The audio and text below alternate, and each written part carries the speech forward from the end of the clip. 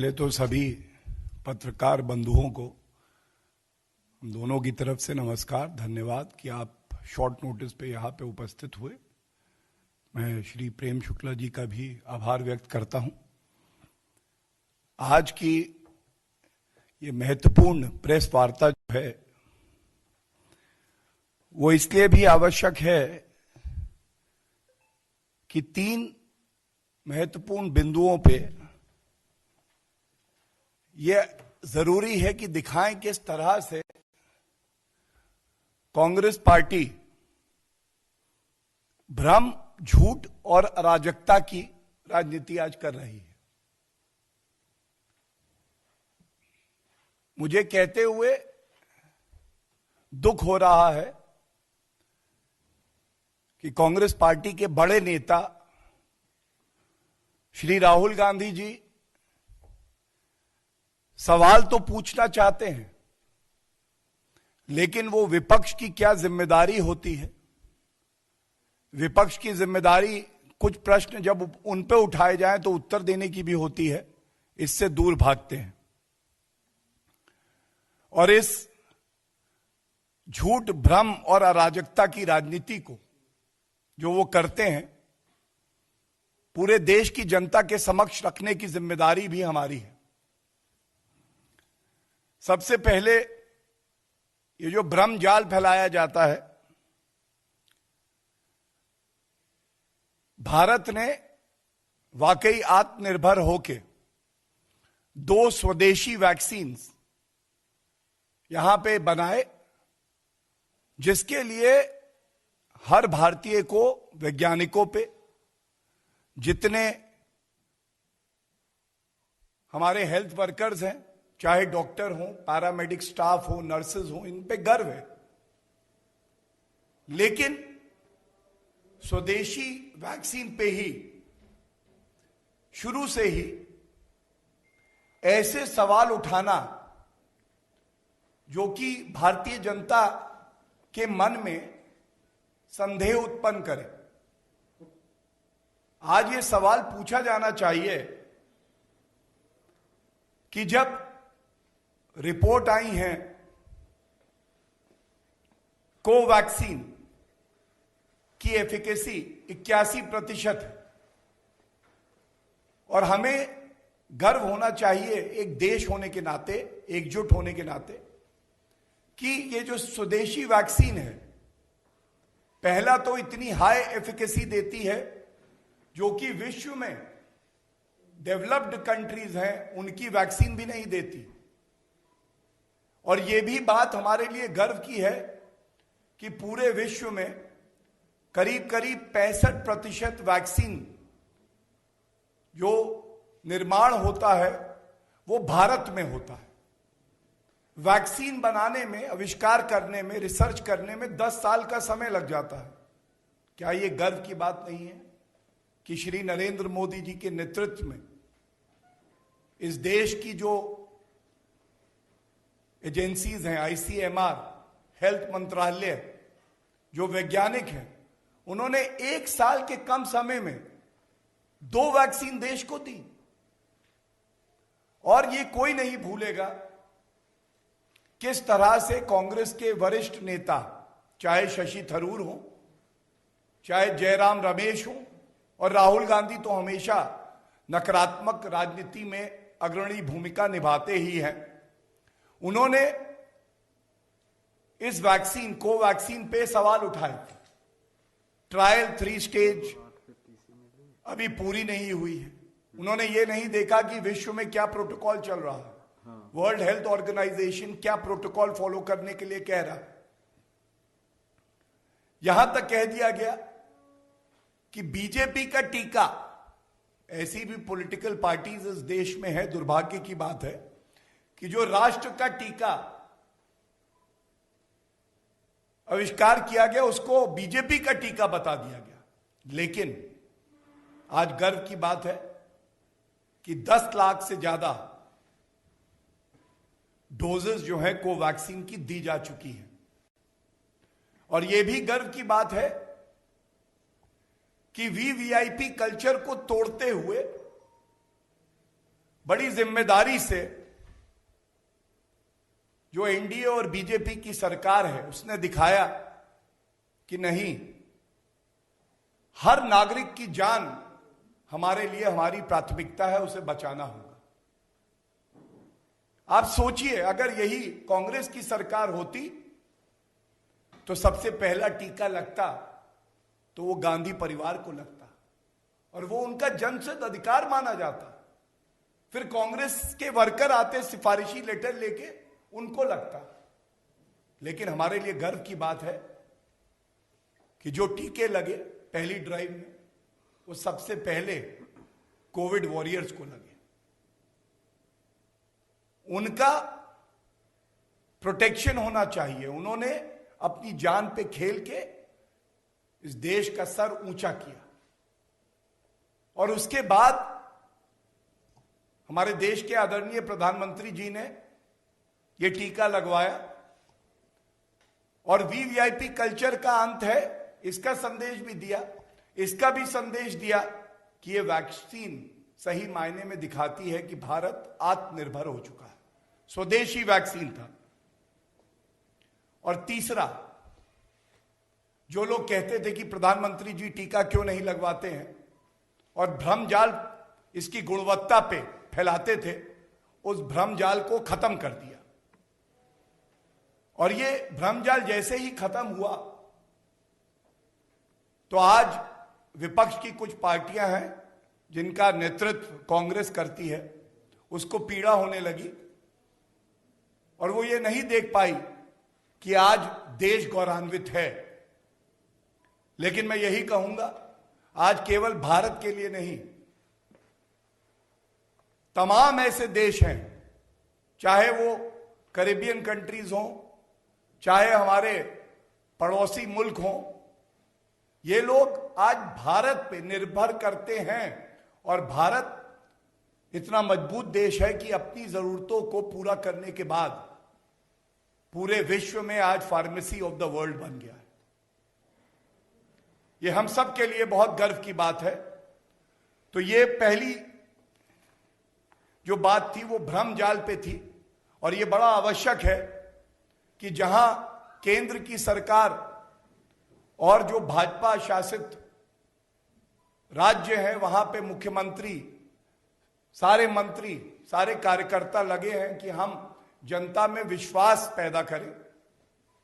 वहीं खासकर कांग्रेस और इसी तरह से छत्तीसगढ़ में जो कांग्रेस की सरकार है, उन्होंने तो यहां तक लिख दिया कि हमें ये टीका कोवैक्सीन का मत भेजिए। केंद्र सरकार के विवेक, आईसीएमआर के विवेक के विरुद्ध जाके ये लिखते हैं। ये कितना उचित है, आज ये भारत पूछ रहा है। और आभार व्यक्त करना चाहिए जो नेता विपक्ष में हैं, शरद पवार जी हैं, नवीन पटनायक जी हैं, जो बाहर आए, जिन्होंने टीका लगवाया और एक मजबूत संदेश दिया कि कुछ मुद्दे ऐसे होंगे जिस पे राजनीति नहीं होगी और सत्तारूढ़ और विपक्ष दोनों एक हैं। मैं इस मंच से उनका भी आभार व्यक्त करता हूं। ऐसा ही उदाहरण बाकी नेताओं को भी पेश करना चाहिए। बीजेपी का टीका नहीं, राष्ट्र का टीका है, राष्ट्र निर्माण के लिए यह टीका है। दूसरी बात, यह भी बड़ा अहम बिंदु है, झूठ की राजनीति। अभी 2 मार्च को अपरिपक्व गैर जिम्मेदार राहुल गांधी एक ट्वीट करते हैं और कहते हैं मणिपुर में 12 एमएलए इनको डिस्क्वालीफाई किया जाए, निष्कासित किया जाए। और इलेक्शन कमीशन ऑफ इंडिया ने मणिपुर के गवर्नर को यह कह दिया है, निर्देश दे दिया। तो मैं इतना ही कहूंगा, संवैधानिक संस्थाओं को तार तार करना, मर्यादा ना रखना, उन पे सवाल करना, विश्वास ना करना, ये चरित्र कांग्रेस पार्टी का हमेशा से रहा है। और जब संवैधानिक संस्थाओं की बात आए तो यह अति आवश्यक है कि संवैधानिक संस्थाओं के वक्तव्य को पूरा आदर मिलना चाहिए। इलेक्शन कमीशन ऑफ इंडिया ने जो वक्तव्य और ट्वीट राहुल गांधी ने किया है, इसका खंडन करते हुए एक बड़ी महत्वपूर्ण बात कही है।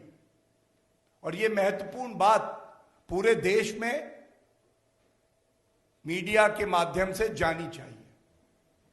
उन्होंने बिल्कुल स्पष्ट कहा है, the election commission of India never discusses a privileged communication. Election commission of India की प्रवक्ता ने कहा, एक संवैधानिक संस्था इलेक्शन कमीशन ऑफ इंडिया, जिसको कमजोर करने का बीड़ा कांग्रेस पार्टी ने उठाया हुआ है, और दूसरी संवैधानिक संस्था महामहिम राज्यपाल का ऑफिस, इनके बीच में जो भी बातचीत हो, पत्रों का आदान प्रदान जो भी दिया जाए, उसको पब्लिक डोमेन में बिना ये जाने कि सत्य क्या है, ये कितना उचित है। और इसी तरह कुछ दिन पहले जब इलेक्शन कमीशन ऑफ इंडिया ने चुनाव घोषित किए 4 राज्य और 1 यूनियन टेरिटरी के, तो भी कई विपक्षी दल हैं जो बौखला के बोले, ऐसा क्यों किया? इलेक्शन कमीशन ऑफ इंडिया कोई और चलाता है। मैं वो पूरा बयान भी नहीं बोलना चाहता, क्योंकि वो मर्यादित नहीं होगा। हमारे देश का इलेक्शन कमीशन ऑफ इंडिया एक संवैधानिक संस्था है जो निष्पक्ष है। सर्वोच्च न्यायालय ने भी यही कहा है। और जो इलेक्शन कंडक्ट कराने की बात आती है, उसकी सुपरिटेंडेंस की बात आती है, तो इस तरह की हल्की टिप्पणियां हमारे लोकतंत्र को कमजोर करती हैं। पश्चिम बंगाल के चुनाव में 8 दौर के मतदान होंगे, ये तय करने का क्षेत्र अधिकार केवल इलेक्शन कमीशन ऑफ इंडिया को। इलेक्शन जीत जाओ तो ईवीएम के बल्ले बल्ले, अगर हार जाओ तो ईवीएम खराब। ये दोहरा चरित्र, ये झूठ की राजनीति आखिर कब तक करोगे? जो तीसरा मुद्दा है, यह भी बहुत अहम है, और इसको कहेंगे अराजकता की राजनीति। अराजकता की राजनीति मैं इसलिए कहता हूं कि इनकम टैक्स डिपार्टमेंट हमारे देश का अपना कार्य कर रहा है, और हम सबको पता है कि कुछ ऐसे व्यक्ति हैं जिनसे पूछताछ की गई और जिनके कार्यालयों पे, घरों पे रेड भी हो रही है। कानून अपना काम ना करे, यह कांग्रेस पार्टी का चरित्र है। वो चाहती हैं कानून मोड़ दिया जाए, तोड़ दिया जाए, लचीला रहे, जिसको वो चाहें उसको बचा लें। और कोई अपराधी भी है, अगर वो गुणगान करता है परिवार का, तो कानून कोई कार्रवाई ना करे। तो ये बिल्कुल स्पष्ट हो जाना चाहिए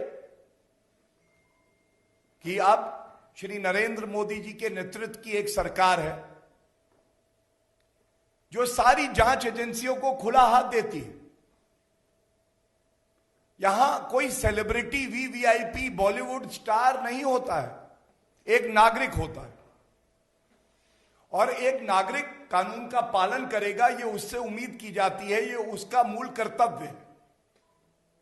और अगर कोई नागरिक कानूनों को तोड़ेगा, टैक्स इवेजन करेगा, देश के खिलाफ साजिश करेगा, तो बिल्कुल चाहे इनकम टैक्स डिपार्टमेंट हो, ईडी हो, सीबीआई हो या एनआईए हो, वो प्रतिबद्ध है और उनका कर्तव्य है कि वो अपना काम करे, नियम अनुसार करे, कानून के अनुसार करे।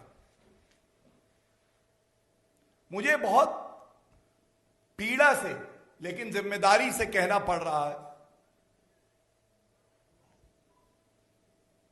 कि यह कांग्रेस का ही चरित्र हो सकता है कि जब वो सत्ता में होते हैं तो जितनी संवैधानिक संस्थाएं हैं उनको खत्म करने का काम करते हैं। दे destroy the institutions which are constitutional or statutory when they are in power, and when they are in opposition they like to discredit these institutions. How healthy is it for our democracy? And you discredit these institutions without an iota of evidence. हम लोग कभी भूल सकते हैं कि CBI को सत्तारूढ़ और विपक्ष क्या कहता है, मैं उस पर नहीं जाऊंगा। सर्वोच्च न्यायालय उसने कहा था कि कांग्रेस पार्टी और यूपीए में पिंजरे का तोता बना दिया इन्होंने कोलगेट स्कैम में।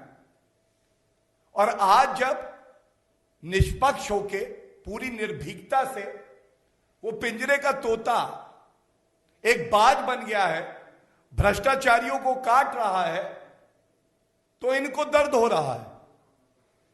और मुहावरों का बड़ा शौक उठा है आजकल राहुल गांधी जी को। तो मैं उनसे इतना ही कहूंगा, ये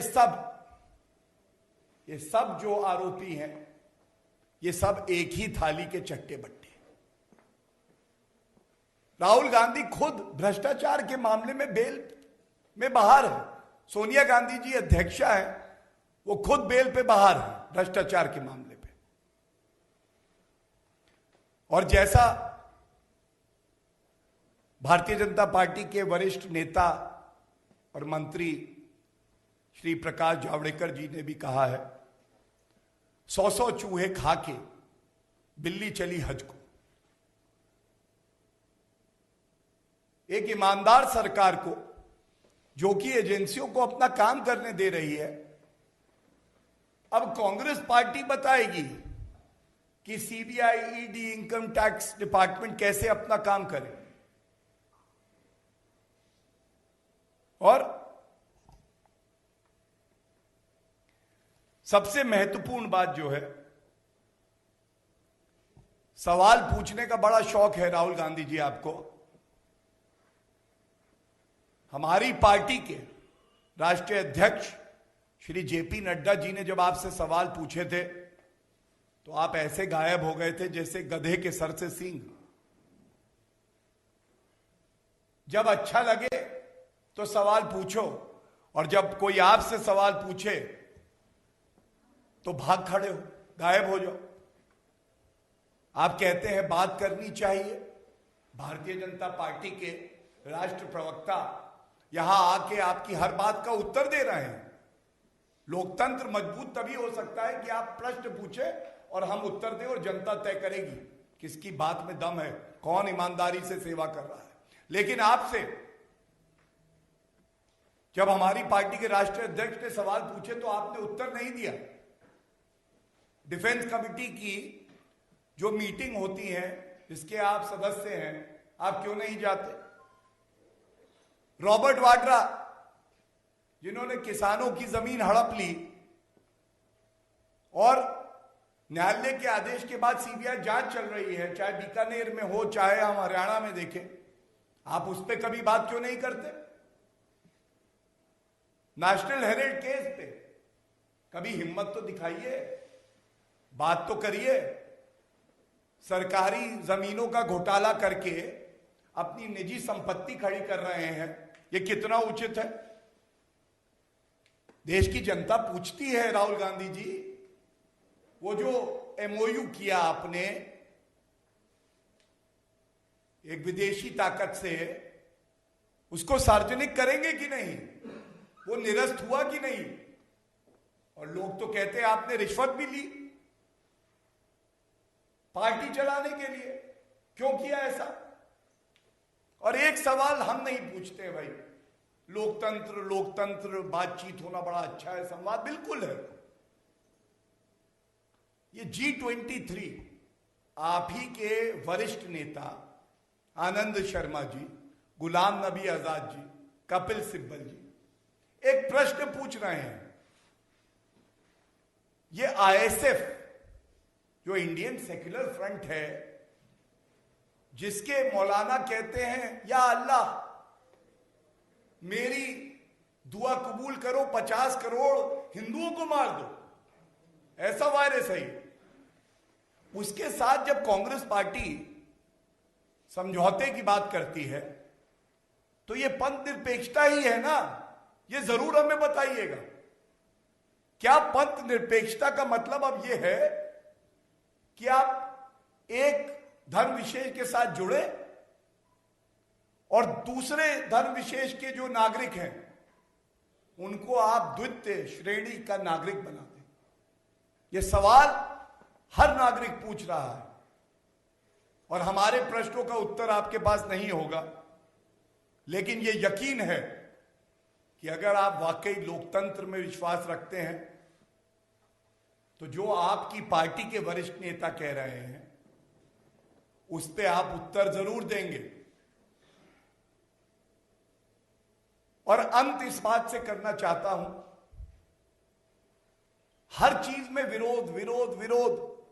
देश के लिए कुछ अच्छा है, अनुच्छेद 370 संशोधन विरोध, ट्रिपल तलाक का कानून लाया, महिलाओं को सम्मान दिलाया विरोध, CA का विरोध, वन रैंक वन पेंशन अच्छी लागू नहीं करी। कभी सोचिएगा, चिंतन करिएगा, कांग्रेस पार्टी को भी चिंतन करना चाहिए और यह चुनौती भी है आपको। 7 साल की सरकार भारतीय जनता पार्टी की है, केवल 7 मुद्दे बता दीजिएगा जिस पे आप साथ खड़े रहे सरकार के और आपने कहा कि हम इसलिए साथ हैं क्योंकि ये कार्य देश हित में है और हम विपक्ष में हैं तो क्या हुआ, हम इस देश को मजबूत करना चाहते हैं। 7 मुद्दे नहीं मिलेंगे, रोड़े लटकाए आपने, रोड़े लटकाए, व्यवधान पैदा किए, लेकिन ये इच्छा शक्ति ही थी हमारे देश के प्रधानमंत्री जी की, सरकारों की, जिन्होंने सुनिश्चित किया कि अगर देश हित में कुछ है तो उसको रुकने नहीं देंगे। भारत मां का शीश हम झुकने नहीं देंगे। और इसीलिए ये जो झूठ, भ्रम और अराजकता की राजनीति है, इसका अंत होना चाहिए। आपने कुछ गैर जिम्मेदाराना प्रश्न पूछे, हमने उसका उत्तर दिया, हमने भी कुछ प्रश्न पूछे। अगर आपको लगे कि लोकतंत्र में आपको उत्तर देना बनता है तो इन बातों का उत्तर जरूर दीजिएगा। धन्यवाद। कोई प्रश्न हो तो। Sir, I have a question. This comes in from your own state, sir. The first point that you had raised was specifically talking about the VVIPism that would have been carried out during the Congress's regime. But from Karnataka, it seems that your own health minister had called the health officers at his own home in order to get vaccinated. It's a clear-cut case of VVIPism that has come to forth, and this comes as a part of the reply that has been given by the health officers who had actually administered the vaccine at BC Patil's home. So how do you respond to that? If I am giving you the example of the tallest leader, not just in the country but in the world, respected by all, who is setting an example, Shri Narendra Modi ji, that defines the policy, the character and the thinking of the Bharatiya Janata Party as well as the government.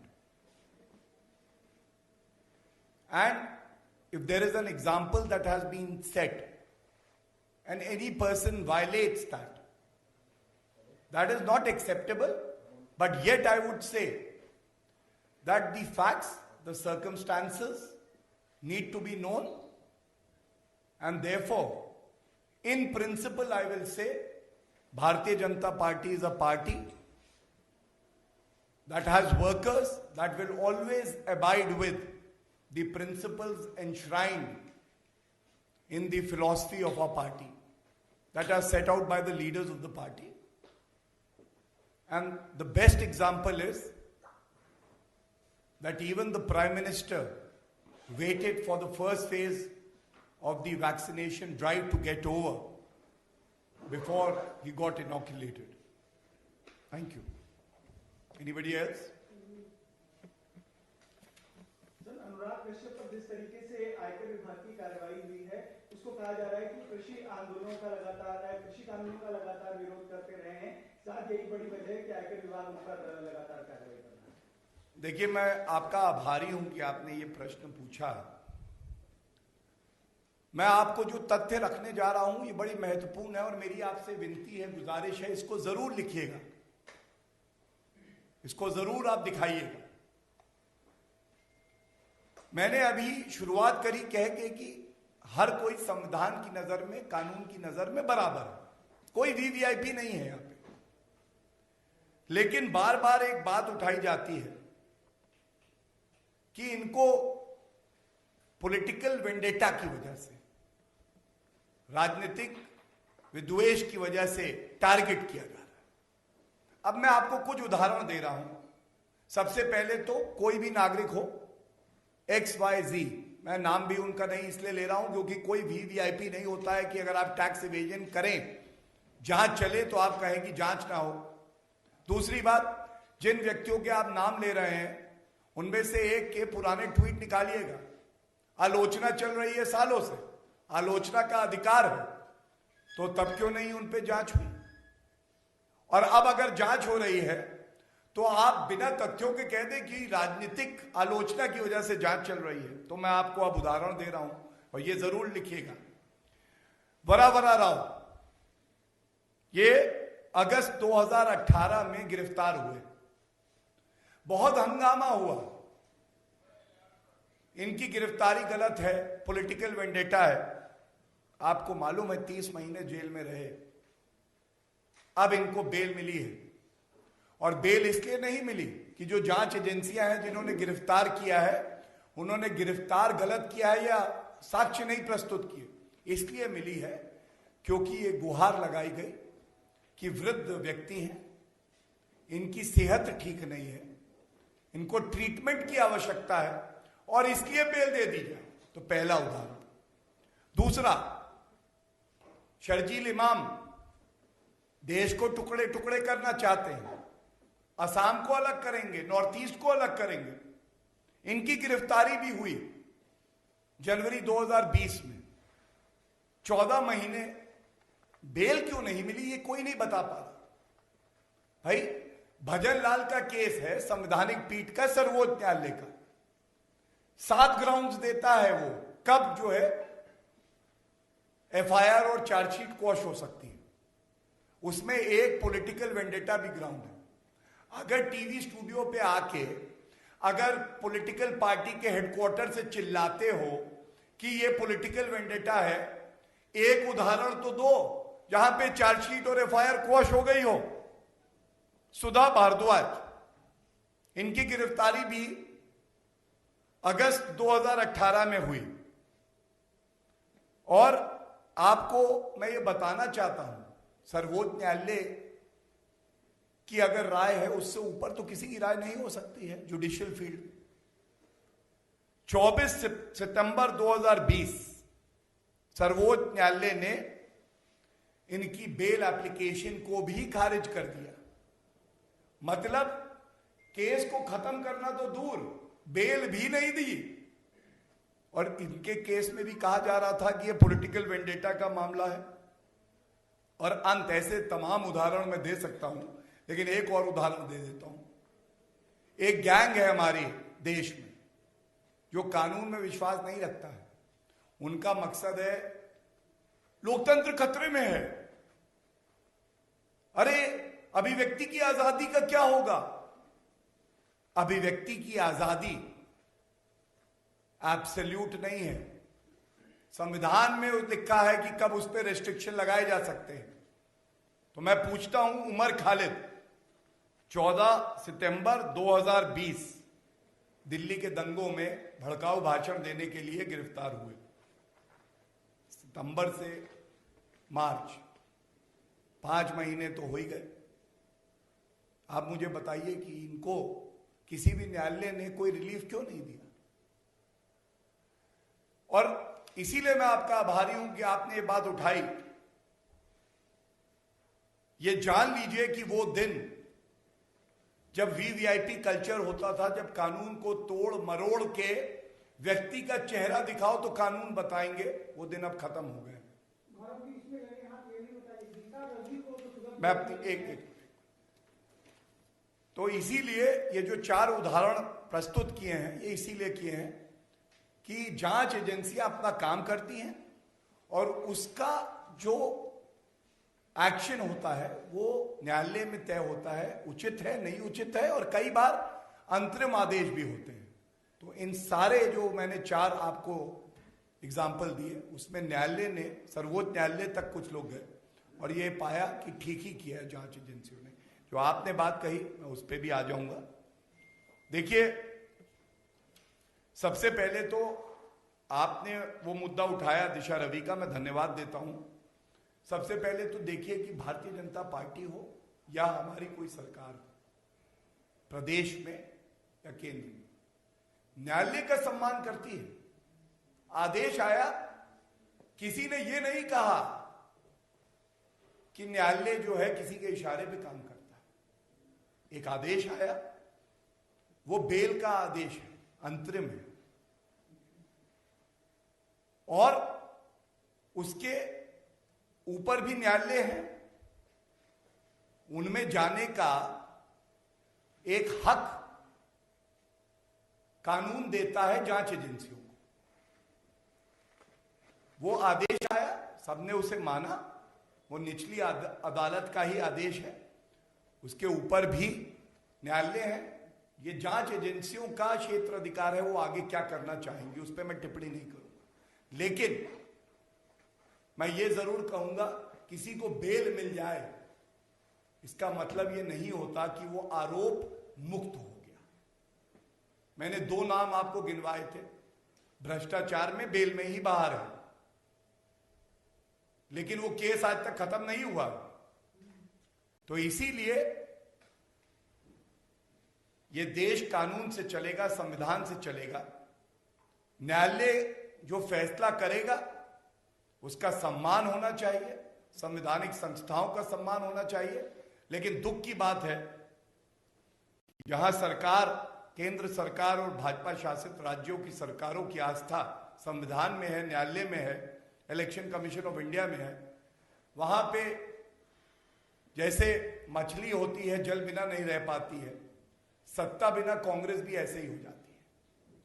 उनके प्राण जनता के सम्मान में नहीं है, उनके प्राण उस कुर्सी में है जो उनसे दूर है। यही कह के आप सबका धन्यवाद देता हूं कि आप लोग आए और इस Subscribe to our channel by clicking the subscribe button. Click the bell button and enjoy the latest uploads from our channel.